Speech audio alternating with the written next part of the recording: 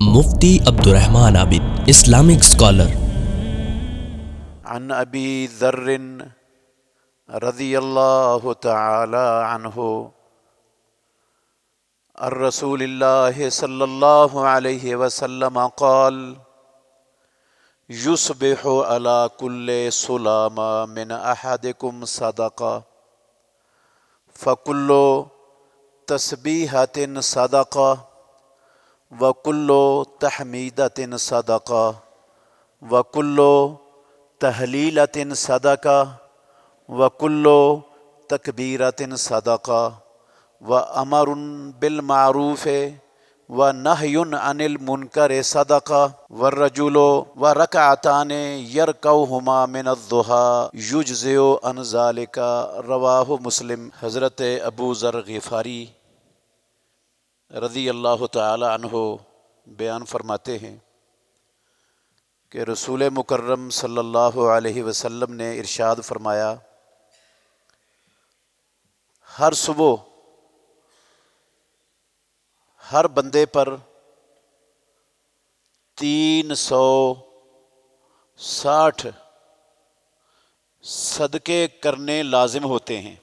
ہر سبحان اللہ کہنا یہ صدقہ ہے، ہر الحمدللہ کہنا یہ بھی صدقہ ہے، ہر لا الہ الا اللہ کہنا یہ بھی صدقہ ہے، ہر اللہ اکبر کہنا یہ بھی صدقہ ہے، کسی کو نیکی کا حکم دینا یہ بھی صدقہ ہے، کسی کو برائی سے منع کرنا یہ بھی صدقہ ہے، اور تکلیف دہ چیز کو راستے سے ہٹا دینا یہ بھی صدقہ ہے۔ اور جو بندہ 2 رکعتیں نماز پڑھ لیتا ہے، یہ 360 سارے کے سارے صدقے ادا کرنے میں یہ 2 رکعتیں کافی ہو جاتی ہیں۔ عزیز بھائیوں، قابل احترام بزرگوں، ہم نفلی نماز کے حوالے سے اس کے احکام اور مسائل تفصیل کے ساتھ سن رہے ہیں۔ آج کے خطبہ جمعہ میں انشاءاللہ الرحمن ہم ضحیٰ چاشت کی نماز کے حوالے سے چند گزارشات سنیں گے۔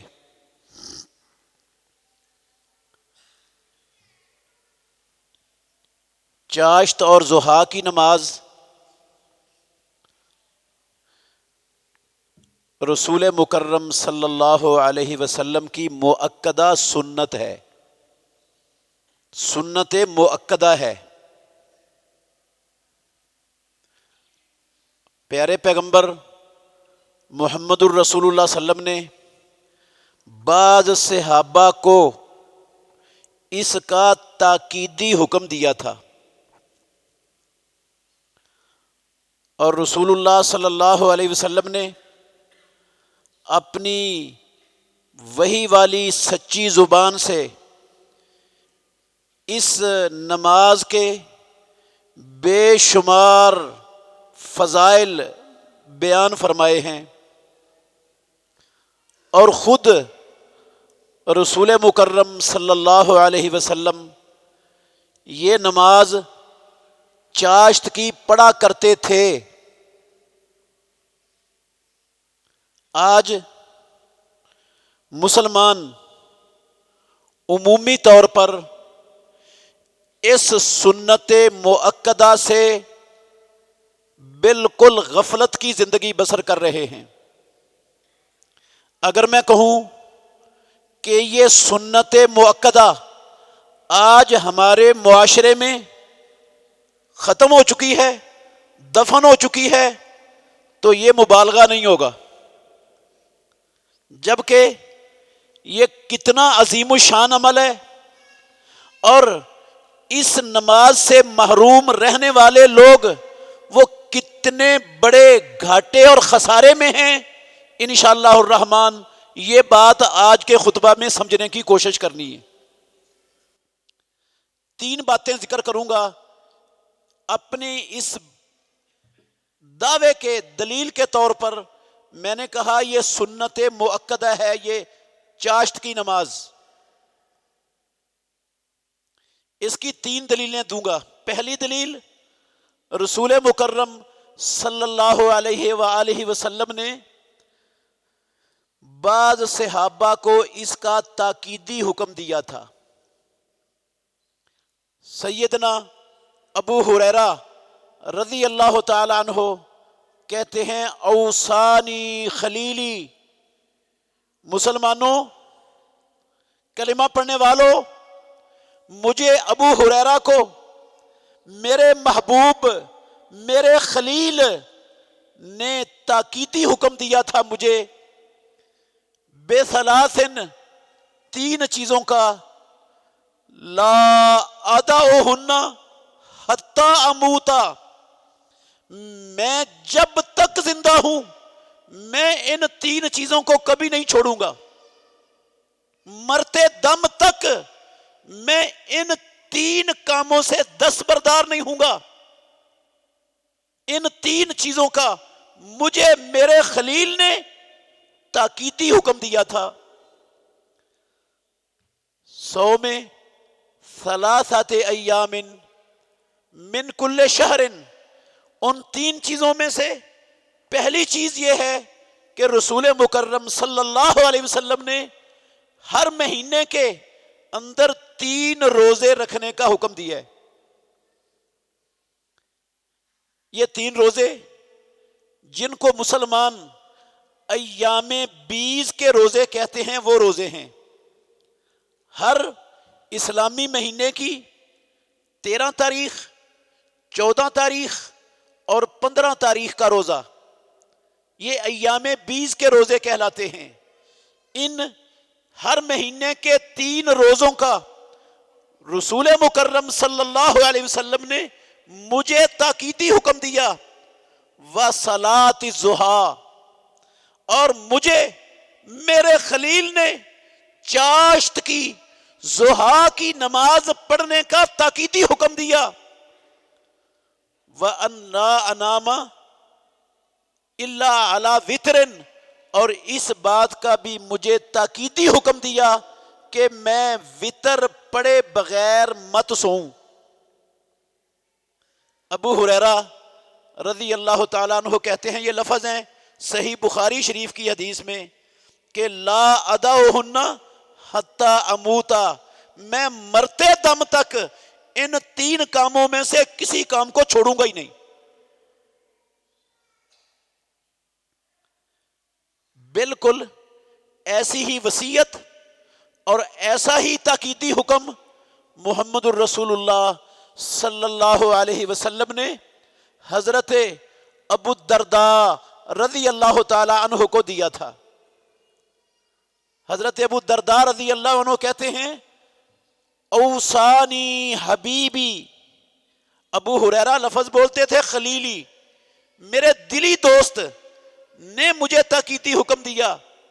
اور ابو الدرداء کہتے ہیں مجھے دنیا کے سب سے زیادہ محبوب میرے محبوب نے مجھے یہ حکم دیا تاکیدی طور پر 3 چیزوں کا، بے سیام 3 ایام من کل شہر، ہر مہینے میں 3 دن کے روزے رکھنے کا، وصلاۃ الضحیٰ، چاشت کی نماز کا، ونوم علی وطر، اور وطر پڑھ کر سونے کا۔ وہ بھی کہتے ہیں لن ادعہن ما عشت، جب تک میں زندہ ہوں میں ہرگز ان 3 کاموں میں سے کسی کام کو کبھی نہیں چھوڑوں گا۔ یہ حدیث ہے صحیح مسلم شریف میں۔ عزیز بھائیو، رسول اللہ صلی اللہ علیہ وسلم کا سیدنا ابو ہریرہ اور ابو الدرداء رضی اللہ عنہما کو ان چیزوں کا حکم دینا یہ سری نص ہے، دلیل ہے اس بات کی کہ اللہ رب العالمین کے ہاں ان تینوں عملوں کی بہت بڑی اہمیت اور بہت بڑی عظمت ہے۔ اور رسول مکرم صلی اللہ علیہ وسلم کا ایک صحابی کو تاکیدی حکم دینا یا دو صحابہ کا تاکیدی حکم دینا یہ صرف ایک یا دو لوگوں کے لیے نہیں ہے، یہ امام الانبیاء محمد الرسول اللہ صلی اللہ علیہ وسلم کی پوری امت کے لیے حکم ہوتا ہے۔ جو حکم اللہ کے نبی کا اپنے ایک صحابی کو ہوتا ہے وہ حکم پوری امت کو ہوتا ہے، وہ صرف اس صحابی کے لیے نہیں ہوتا۔ ہاں اگر اس صحابی کے ساتھ اس حکم کے خاص ہونے کی سنت میں کوئی دلیل آ جائے تو پھر اسی کے ساتھ خاص ہوگا جس کو اللہ کے نبی نے خاص کر کے حکم دیا ہے۔ اور اگر خصوصیت کی کوئی دلیل نہیں ہے، حکم ایک کو دیا ہے، تو وہ ایک کے لیے امام الانبیاء کا حکم پوری کی پوری امت کے لیے حکم ہے۔ وہ یہ مت سمجھنا ان دونوں احادیث کی بنا پر کہ یہ حکم اور یہ تاکیدی وصیت اور نصیحت محمد الرسول اللہ صلی اللہ علیہ وسلم کی ان دو لوگوں کے لیے تھی، یہ نصیحت اور یہ تاکیدی حکم محمد الرسول اللہ صلی اللہ علیہ وسلم کا قیامت تک آنے والے ہر کلمہ پڑھنے والے مسلمان کے لیے ہے، کیونکہ ان حکموں کا ابو ہریرہ اور ابو الدرداء رضی اللہ عنہما کے ساتھ خاص ہونے کی سنت کے اندر سرے سے دلیل تو دور کی بات ہے، کہیں نام و نشان بھی نہیں ہے کہ یہ ان کے ساتھ خاص ہے۔ اور پھر دوسری دلیل اس نماز کے سنت مؤکدہ ہونے کی یہ ہے کہ رسول مکرم صلی اللہ علیہ وسلم نے اپنی وحی والی زبان سے اس نماز کی زبردست فضیلت بیان فرمائی ہے۔ وہ فضیلت کیا ہے؟ چند ایک احادیث آپ کے سامنے رکھوں گا۔ اگر ایک مومن مسلمان ان چند احادیث پر ٹھنڈے دل سے غور کر لینا تو اس کا دل چاہے گا میں نے بڑی کوتاہی کی ہے اور آج کے بعد میں اس نماز کے اندر کوتاہی نہیں ہونے دوں گا، سستی نہیں ہونے دوں گا۔ ان میں سے پہلی حدیث ہے ابو ذر غفاری رضی اللہ تعالیٰ عنہ کی، جو بات ترجمہ شروع میں آپ نے سنی ہے۔ وہ کہتے ہیں رسول مکرم صلی اللہ علیہ وآلہ وسلم نے فرمایا، ہر مسلمان، ہر بندہ جو صبح کرتا ہے، ہر بندے کے ہر صبح کو، ہر روز اس بندے پر 360 صدقے کرنے فرض ہوتے ہیں، لازم ہوتے ہیں، ضروری ہوتے ہیں۔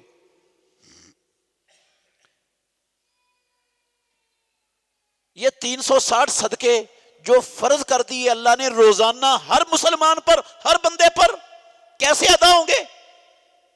آپ نے اس کی وضاحت فرمائی کہ جو بندہ ایک مرتبہ سبحان اللہ پڑھتا ہے دن میں، ایک صدقہ ادا ہو جاتا ہے۔ جو الحمدللہ کہتا ہے، اس سے بھی ایک صدقہ ادا ہو جاتا ہے۔ جو لا الہ الا اللہ پڑھتا ہے، اس سے بھی ایک صدقہ ادا ہو جاتا ہے۔ جو اللہ اکبر کہتا ہے، اس سے بھی صدقہ ادا ہو جاتا ہے۔ جو کسی دوسرے کو نیکی کا حکم دیتا ہے، اس سے بھی صدقہ ادا ہو جاتا ہے۔ اور جو بندہ کسی کو گناہ سے، نافرمانی سے، برائی سے منع کرتا ہے، روکتا ہے، اس سے بھی صدقہ ادا ہو جاتا ہے۔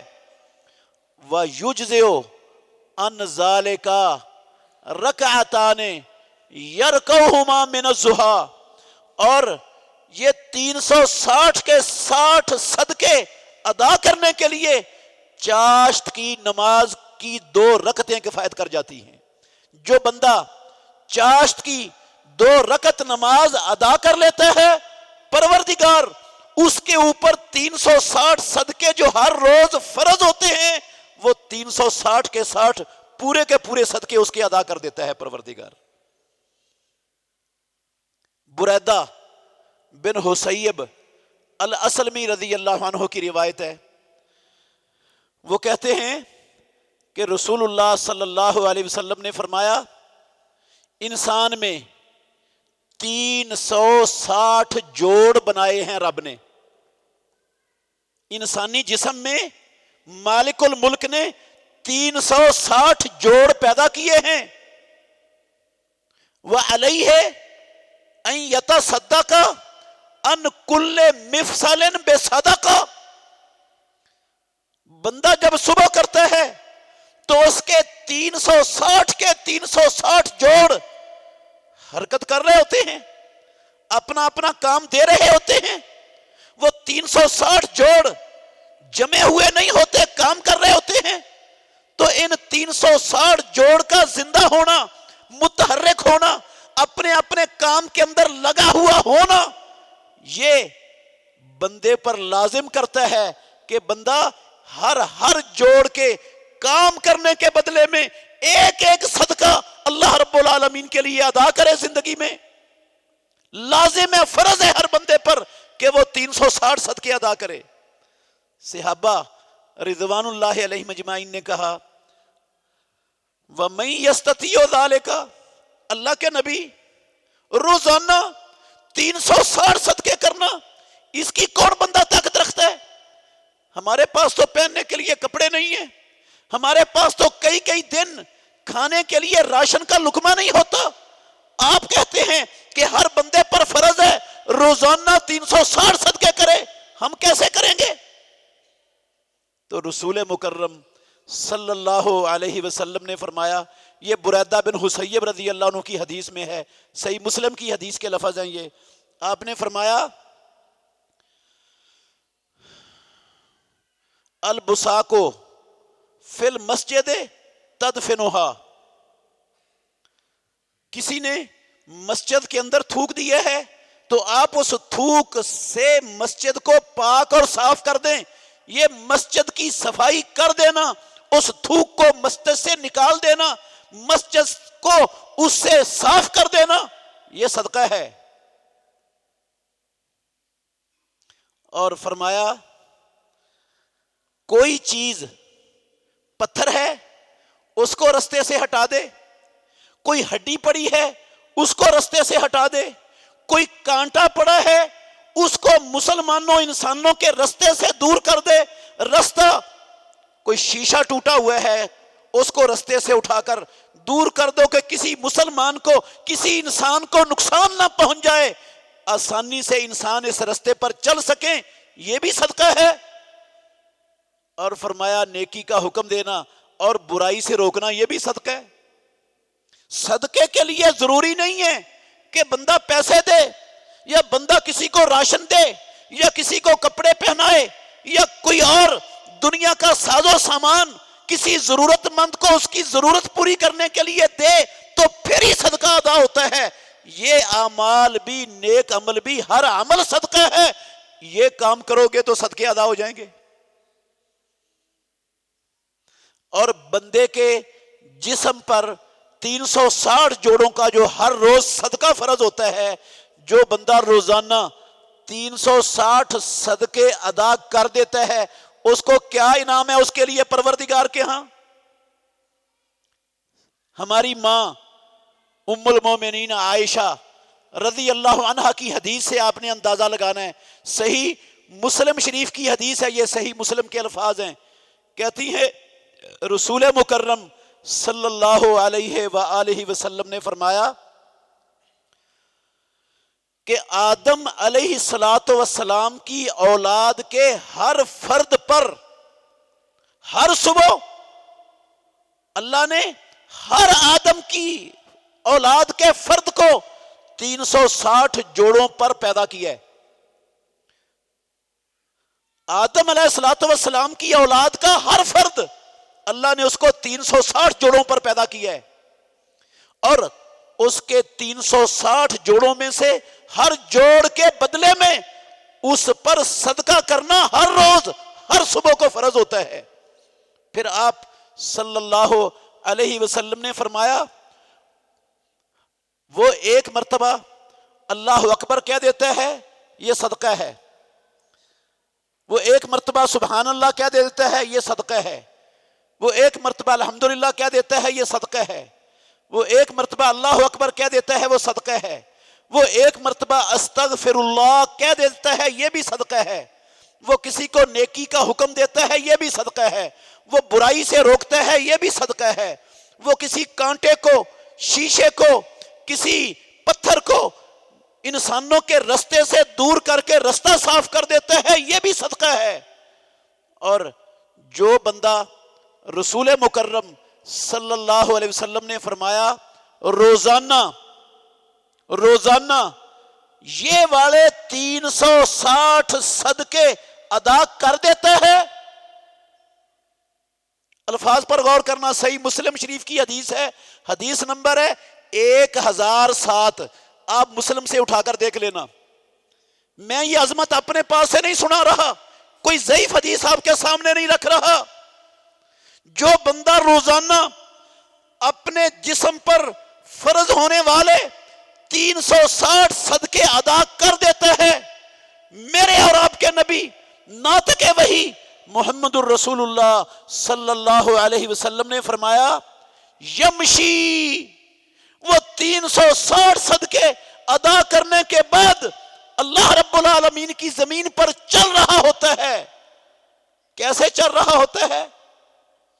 وَقَدْ زَحْزَحَ نَفْسَهُ عَنِ النَّارِ، اس بندے نے اپنی جان کو، اپنے آپ کو جہنم کی آگ سے بچا لیا ہوتا ہے۔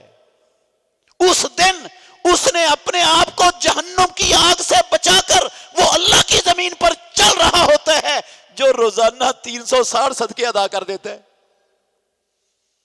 کتنا خوش نصیب وہ بندہ ہے کہ جو روزانہ رب کی زمین پر چلتا ہے، بازار جاتا ہے، فیکٹری جاتا ہے، مزدوری کے لیے جاتا ہے، گھر جاتا ہے، گھومتا پھرتا ہے رب کی زمین پر، اور وہ جہنم کی آگ سے دور کر دیا گیا ہے، بچا دیا گیا ہے ناطق وحی کی زبان سے۔ کتنا خوش نصیب ہے وہ۔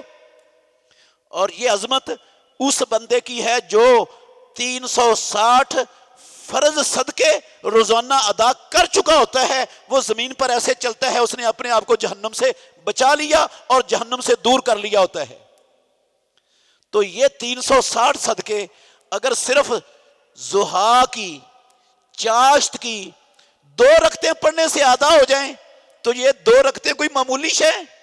اس کا مطلب ہے یہ چاشت کی نماز کی 2 رکعتیں یہ بندے کو سارا دن جہنم کی آگ سے بچانے کا باعث بن جاتی ہیں۔ فقط زحزح نفسہ عن النار، میرے لفظ نہیں، کسی مولوی صاحب کے نہیں، ناطق وحی کی زبان سے نکلے ہوئے سچے لفظ، صحیح مسلم شریف کی حدیث۔ یقیناً اس بندے نے اپنے آپ کو جہنم کی آگ سے دور کر لیا جس نے 360 صدقے ادا کر دیے۔ تو اس کا مطلب ہے یہ 2 رکعتیں بندے کو جہنم سے آزادی دلانے کے لیے، جہنم سے دور کرنے کے لیے، جہنم سے بچانے کے لیے زبردست عمل ہے جو محمد الرسول اللہ صلی اللہ علیہ وسلم نے سکھایا۔ یہ فضیلت اللہ کے نبی نے ضحیٰ کی نماز کی، جس کو ہم چاشت کی نماز کہتے ہیں، اس کی یہ فضیلت بیان فرمائی ہے۔ اور یہ حدیث بھی ہے، ہم اکثر سنتے رہتے ہیں اور اکثر مساجد کے اندر وہ لکھی ہوئی بھی پڑھتے رہتے ہیں۔ رسول مکرم صلی اللہ علیہ وآلہ وسلم نے فرمایا جو بندہ فجر کی نماز با جماعت ادا کرتا ہے، رسول اللہ کے الفاظ ہیں محترم بھائیوں، جو بندہ فجر کی نماز با جماعت ادا کرتا ہے پھر وہ اپنی جگہ پر بیٹھا اللہ کے ذکر میں مشغول رہتا ہے حتیٰ کہ سورج طلوع ہو جاتا ہے، اور سورج طلوع ہونے کے بعد وہ 2 رکعتیں چاشت کی نماز کی پڑھتا ہے، کانت لہو کا اجر حجن و عمرتن تامتین امام الانبیاء محمد الرسول اللہ صلی اللہ علیہ وسلم نے فرمایا اس بندے کے لیے فجر کی نماز با جماعت پڑھ کے مسجد میں بیٹھا رہا، ذکر کرتا رہا، تلاوت کرتا رہا، اور پھر سورج نکلنے کے بعد 2 رکعتیں اس نے پڑھ لی. ناطق وحی نے کہا ایک حج اور ایک عمرہ، پورے کے پورے حج اور پورے کے پورے عمرے کے اجر حاصل کرنے کی مانند ہے یہ بندہ. جیسے اس نے ایک پورا حج کر کے اور عمرہ کر کے اجر حاصل کر لیا، ویسا اجر پروردگار اس عمل کی بنیاد پر اس کو عطا کرتا ہے. اس سے آپ اندازہ لگائیں کہ یہ نفل نماز جس کو ہم چاشت کی نماز کہتے ہیں، اس کی کتنی بڑی اہمیت ہے اسلام میں.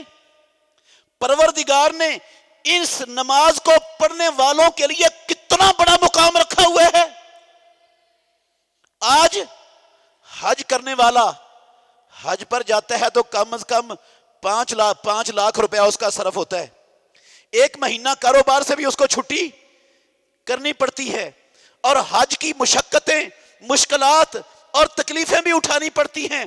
گھر والوں سے، عزیز و اقارب سے اتنا عرصہ دور بھی رہنا پڑتا ہے، سفر کی مسافت بھی اٹھانی پڑتی ہے.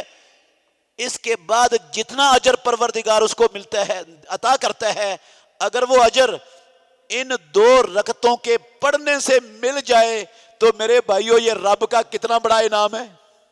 کتنا خوش نصیب ہے وہ بندہ جو زندگی میں اس کو اپنا معمول بناتا ہے، اس کا اہتمام کرتا ہے. کوئی بہت لمبا وقت اس کے لیے درکار نہیں ہے، کوئی بہت مشقت والا عمل نہیں ہے، 2 رکعتیں پڑھنی ہے. ویسے بھی بندہ غور کرے تو فجر کی نماز کے فوراً بعد تو کوئی کاروبار شروع بھی نہیں ہوتا. کوئی کاروبار شروع، سونا ہی ہوتا ہے ہم نے جا کے، فجر کی نماز پڑھ کے سونا ہی ہوتا ہے. اگر اس جگہ پر بیٹھے رہیں، چند لوگ ہوں گے جن کا فجر کے فوراً بعد، جن کی ڈیوٹی، جن کا عمل اور کام شروع ہو جاتا ہو، اکثریت فارغ ہوتی ہے یہ ٹائم. اگر وہ اتنا کو ٹائم، کتنا ٹائم ہوتا ہے یہ فجر کی نماز اور سورج نکلنے میں 1 گھنٹہ بڑی مشکل سے ہوتا ہے. اور 1 گھنٹہ بیٹھ کر وہ صبح کے اذکار کر لے، وہ کچھ قرآن مجید کی تلاوت کر لے، اس کا یہ ٹائم ختم ہو جائے گا. صبح کے اذکار میں 100 مرتبہ سبحان اللہ و بحمدہ پڑھ لے، 100 مرتبہ لا الہ الا اللہ وحدہ لا شریک لہ لہ الملک و لہ الحمد وہو علی کل شیء قدیر پڑھ لے.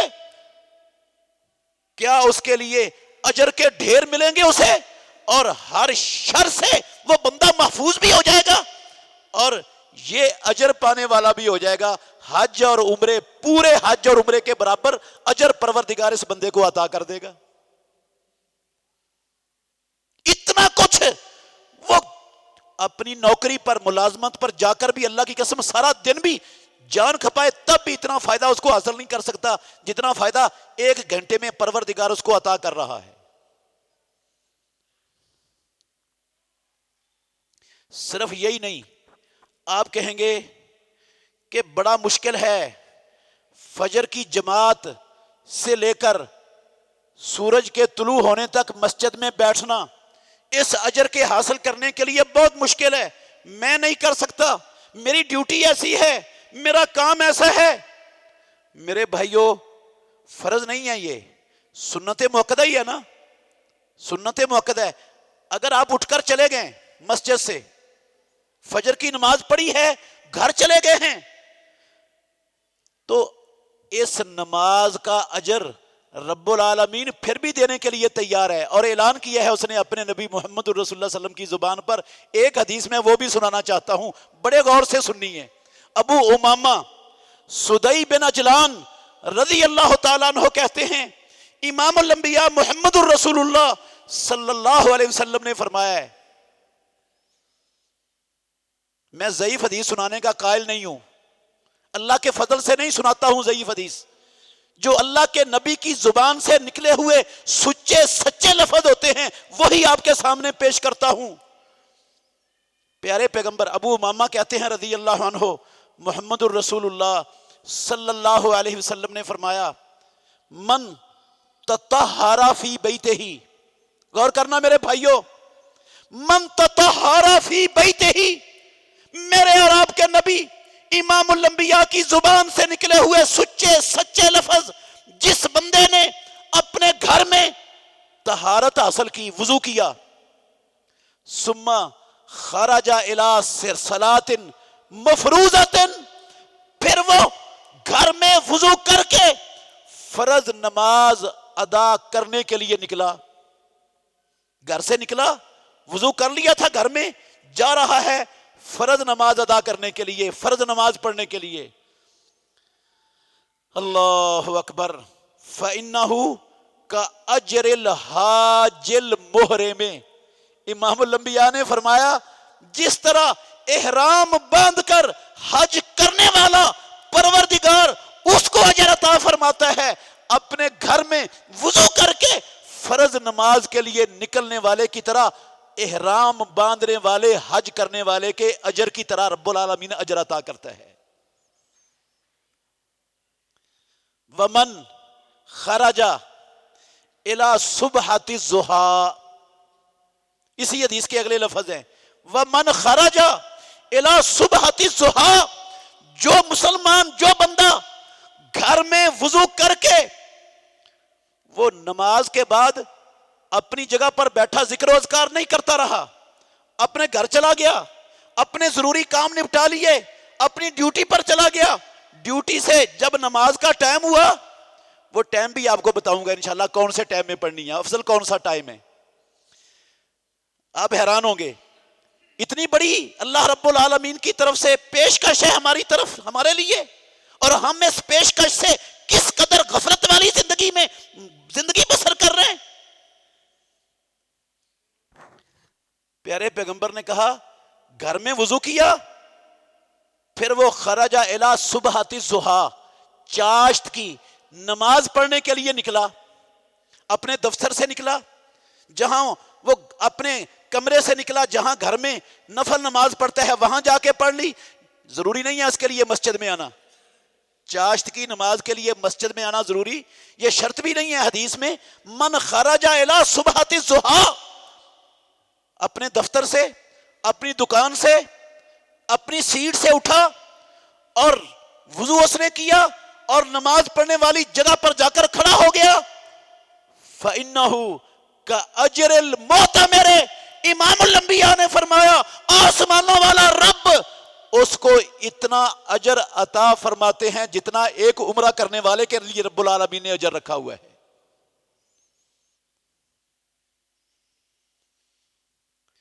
जो बैठ जाए फर्ज नमाज बाजमात पढ़ने के बाद और सूरज निकलने के बाद वो चाश्त की नमाज की 2 रकतें पढ़ ले, उसके लिए पूरे हज और उम्रे के बराबर अजर। और जो फर्ज नमाज पढ़ के घर में चला जाए, फिर चाश्त की नमाज की 2 रकतें पढ़ ले, नातिक़े वही ने कहा, आसमानों वाला रब उसको पूरे उम्रे के बराबर अजर अता फरमा देते हैं।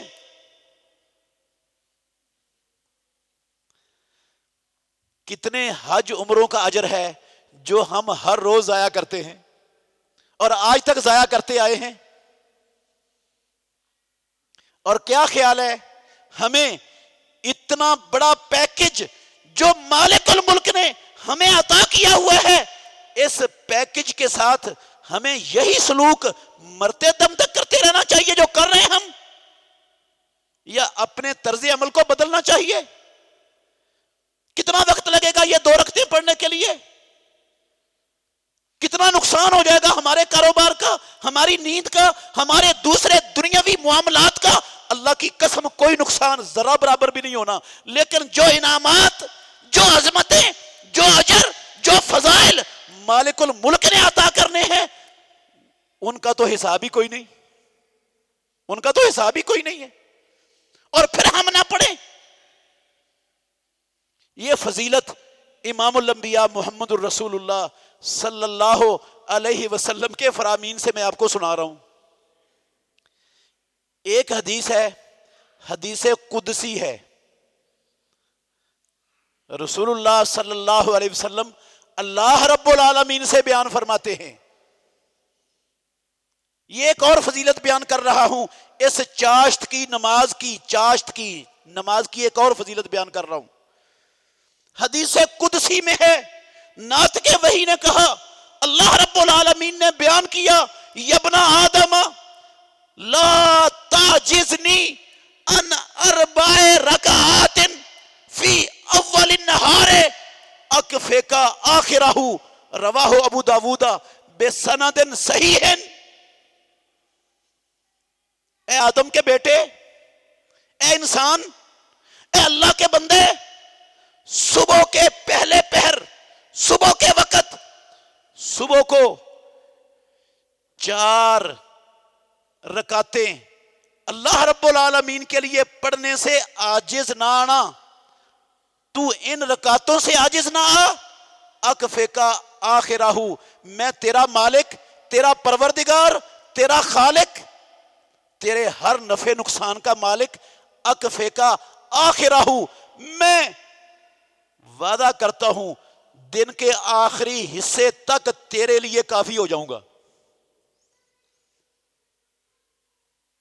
تجھے کسی کی محتاجی نہیں چھوڑوں گا کہ تو کسی کا محتاج ہو،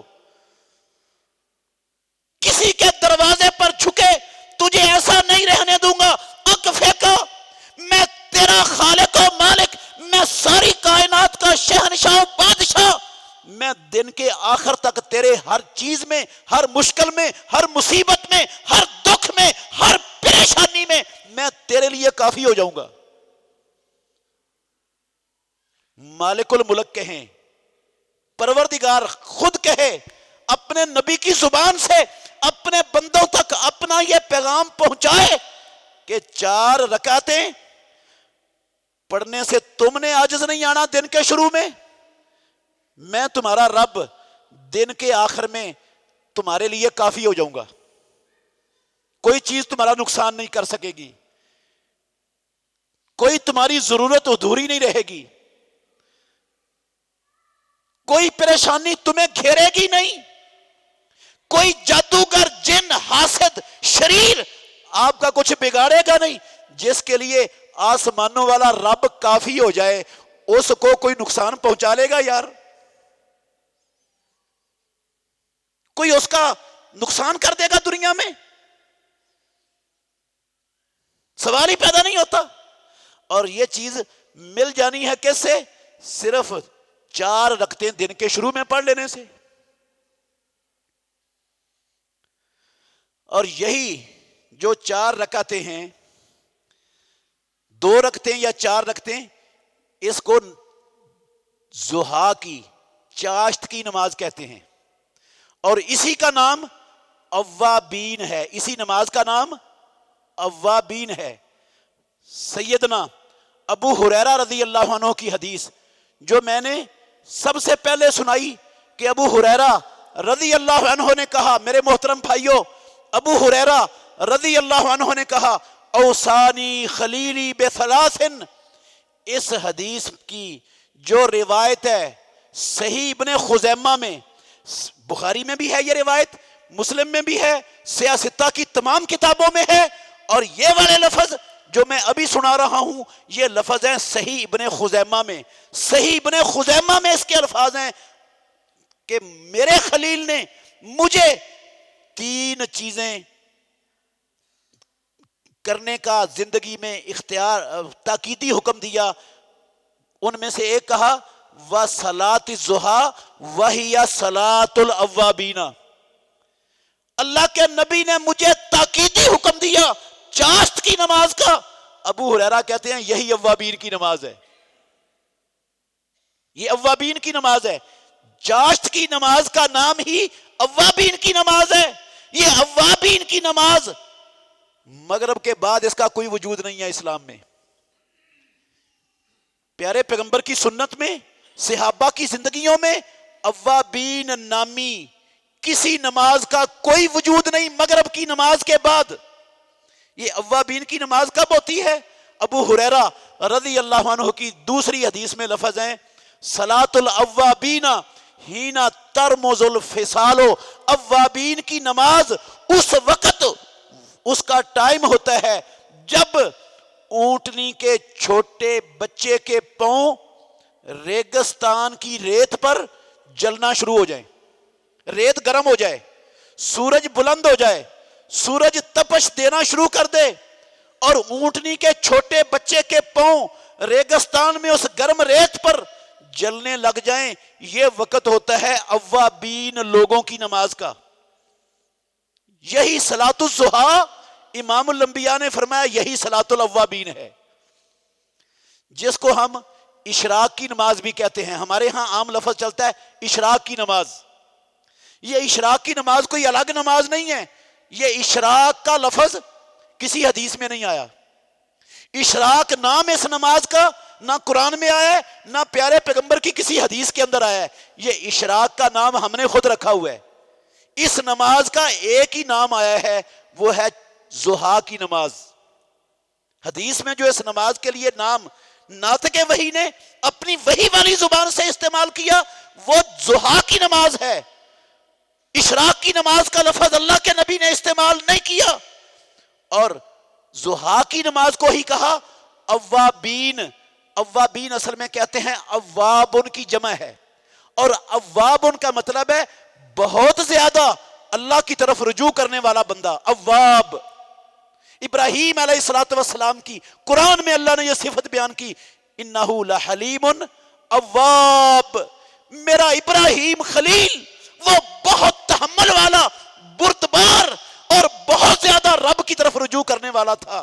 یہ اوابین نماز کا نام نہیں ہے، اوابین ان لوگوں کا نام ہے جو لوگ بہت زیادہ رب کی طرف رجوع کرنے والے ہوتے ہیں، جو ہر وقت رب کی یاد میں رہتے ہیں، جو رب کی اطاعت میں اپنا دن رات بسر کرتے ہیں اور غلطی کمی کوتاہی ہو جائے فوراً رب کے دروازے پر دستک دیتے ہیں، پریشان ہوتے ہیں، نادم ہوتے ہیں، اللہ سے استغفار کرتے ہیں.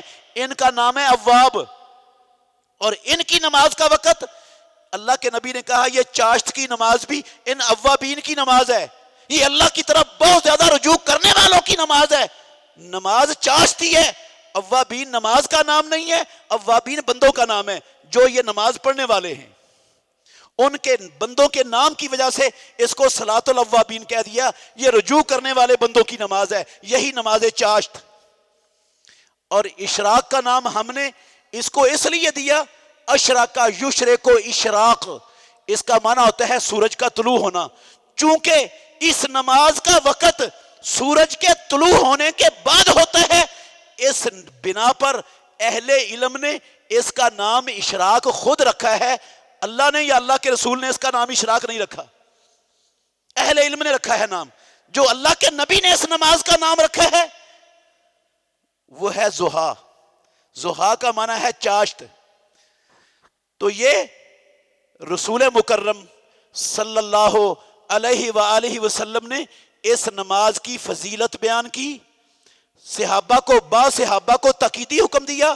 دوسری دلیل دی آپ نے اس کی فضیلت بیان کی، اور فضیلت اسی لیے بیان کی کہ لوگ اس نماز کا بہت زیادہ اہتمام کریں، اس فضیلت والے عمل سے پیچھے نہ رہیں. ان کے دلوں میں اس نماز پڑھنے کی رغبت اور شوق ان فضیلتوں کو سن کر پیدا ہو جائے اور یہ اپنی زندگی کا حصہ بنا لیں. اس لیے فضیلت بیان کی رسول اللہ صلی اللہ علیہ وسلم نے. اور خود محمد الرسول اللہ صلی اللہ علیہ وسلم یہ نماز، یہ چاشت کی نماز بذات خود بھی پڑھتے تھے. یہ بھی اس کے سنت مؤکدہ ہونے کی دلیل ہے. صحیح مسلم شریف میں ہماری ماں عائشہ ام المومنین رضی اللہ عنہا سے پوچھا معاذہ ایک تابعیہ نے کہ رسول اللہ صلی اللہ علیہ وسلم، رسول مکرم صلی اللہ علیہ وسلم کم کانا یصلی من الضحیٰ، ضحیٰ کی کتنی رکعتیں پڑھا کرتے تھے؟ چاشت کی نماز کی امام الانبیاء کی کتنی رکعتیں ہوتی تھیں؟ تو کہتی ہیں ہماری ماں عائشہ صدیقہ رضی اللہ عنہا، صحیح مسلم شریف کی حدیث کے لفظ ہیں، کانا یصلی اربعن، رسول مکرم صلی اللہ علیہ وسلم چاشت کی 4 رکعتیں پڑھا کرتے تھے، ضحیٰ کی رکعتیں 4 رکعتیں پڑھا کرتے تھے امام الانبیاء، مسلم شریف کی حدیث ہے یہ. تو پڑھتے تھے رسول اللہ صلی اللہ علیہ وسلم. آپ نے بعض صحابہ کو تاکیدی حکم دیا، نبی مکرم نے اس کی فضیلت بیان فرمائی، آپ صلی اللہ علیہ وسلم کا بذات خود اس نماز کو پڑھنے کا اہتمام کرنا، یہ تینوں باتیں زبردست دلیل ہے اس بات کی کہ یہ چاشت کی نماز سنت مؤکدہ ہے. اور اس کا وقت اچھا، یہ 2 بھی پڑھی ہیں آپ نے، 4 بھی پڑھی ہیں. اور صحیح بخاری میں، صحیح مسلم میں ام ہانی بنت ابی طالب رضی اللہ عنہا سے مروی حدیث میں ہے، محمد الرسول اللہ صلی اللہ علیہ وسلم نے فتح مکہ کے بعد ام ہانی کے گھر تشریف لائے. حضرت علی رضی اللہ عنہ کی ہمشیرہ ہیں یہ ام ہانی بنت ابی طالب، ان کے گھر میں تشریف لائے اور آپ نے غسل کیا آ کر. اور پھر پیارے پیغمبر، ام ہانی بیان کرتی ہیں کہ اللہ کے نبی نے چاشت کی 8 رکعتیں پڑھی، 8 رکعتیں پڑھی پیارے پیغمبر نے اس موقع پر. اور میں نے اتنی ہلکی نماز پڑھتے ہوئے، ام ہانی کہتی ہیں، محمد الرسول اللہ کو کبھی نہیں دیکھا. ہلکی نماز تھی لیکن آپ نے رکوع پورا کیا، سجود پورے کیے، رکوع اور سجدے میں تیزی نہیں کی. قرات چھوٹی تھی لیکن رکوع اور سجدے پورے تھے. اس طرح کی ہلکی نماز پڑھتے ہوئے میں نے اللہ کے نبی کو کبھی نہیں دیکھا. اس کا مطلب ہے کوئی بندہ چاشت کی 2 رکعتیں پڑھ لے تو یہ بھی کافی ہیں، 4 پڑھ لے تو اجازت ہے، زیادہ افضل ہے، زیادہ بہتر ہے. اللہ اس بندے کو کافی ہو جائے گا شام تک جو صبح کو 4 رکعتیں پڑھ لے گا. اور اگر 6 پڑھ لے گا تو 6 پڑھنی رکعتیں بھی اللہ کے نبی سے ثابت ہیں. 8 بھی محمد الرسول اللہ صلی اللہ علیہ وسلم نے پڑھی ہیں. 2 سے لے کر 8 رکعتوں تک اس چاشت کی نماز کی تعداد ہے جو اللہ کے نبی سے ثابت ہے صحیح احادیث کے اندر. وہ صحیح احادیث میں نے آپ کے سامنے رکھی ہیں، ان کا خلاصہ. اور اس کا وقت، اس نماز کا وقت شروع ہوتا ہے سورج کے 1 نیزے کے برابر بلند ہونے سے. جب سورج طلوع ہونے کے بعد 1 نیزے کے برابر بلند ہو گیا ہے تو اس وقت اس کا وقت شروع ہو جاتا ہے. 1 نیزے کے برابر طلوع ہونے کے بعد سورج بلند ہو جاتا ہے. سورج کے چڑھنے کے 12 منٹ بعد، 10 منٹ بعد یا 15 منٹ بعد، یہ 10 منٹ سے لے کر 15-20 منٹ کے درمیان تک یہ اتنا سورج بلند ہو جاتا ہے جو قیدہ ربح حدیث کے اندر آیا ہے. اس وقت رسول مکرم صلی اللہ علیہ وسلم اس کو پڑھتے تھے. تو سورج طلوع ہونے کا وقت دیکھ لیں، اس کے 10 منٹ بعد سے آپ یہ نماز شروع کر سکتے ہیں. اس وقت اس نماز کا وقت شروع ہوتا ہے اور یہ چلتا ہے کب تک؟ زوال، سورج کے زوال سے کچھ دیر پہلے تک. 20 منٹ سورج کے زوال کا وقت ہونے سے تقریباً 20 منٹ پہلے تک یہ چلتا ہے. اور اس وقت پڑھنا یہ سب سے زیادہ فضیلت کا باعث ہے. جب سورج تھوڑا سا بلند ہو جائے اور ریت گرم ہونی شروع ہو جائے اور ریگستان میں اونٹنی کے چھوٹے بچے کے پاؤں جلنا شروع ہو جائیں، یہ اس کا سب سے زیادہ فضیلت والا وقت ہے. تو کیا مطلب ہوا؟ فجر کی نماز آپ نے پڑھی، آپ نے دکان کھول لی، اپنے دفتر میں چلے گئے، اپنی فیکٹری میں چلے گئے. جو ہی آپ کو فرصت ملی سورج کے زوال سے 20 منٹ پہلے جب بھی ملی، اس وقت آپ 2 پڑھ لیں، 4 پڑھ لیں، 6 پڑھ لیں، 8 پڑھ لیں. اللہ کی قسم یہ اجر آپ کو حاصل ہو جائے گا جو اللہ کے نبی نے بیان فرمایا ہے. یہ نہیں ہے کہ اتنے وقت کے اندر پہلے پڑھو گے تو پھر اجر ملے گا، بعد میں چھٹی نہیں. یہ زوال سے پہلے جب بھی پڑھ لو گے یہ اجر حاصل ہو جائے گا. کتنا بڑا انعام ہے رب کا،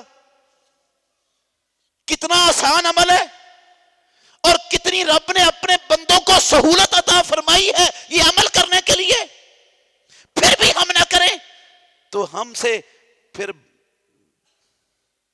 بڑا بد نصیب کون ہوگا؟ جن کو رب اتنا کچھ دینا چاہتا ہے اور ہم لینے کے لیے تیار ہی نہیں. بد نصیبی نہیں ہے.